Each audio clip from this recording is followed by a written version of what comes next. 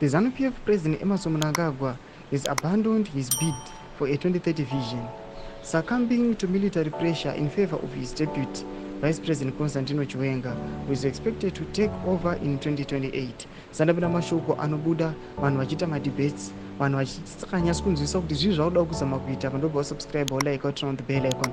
Timina mzimu ayonyera vachiti, in a decisive announcement on Saturday, Mnangagwa confirmed he would not pursue office beyond 2028, despite proposals from the party's 10 provincial branches advocating for his leadership through 2030. This declaration signals the conclusion of ZANU PF's fraught succession debate, with Chiwenga and his military allies emerging as the clear victors.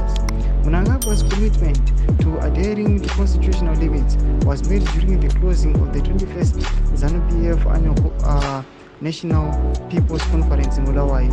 He underscored his dedication to the Constitution, which he played a key role in drafting, highlighting his decision to step down as a principled choice.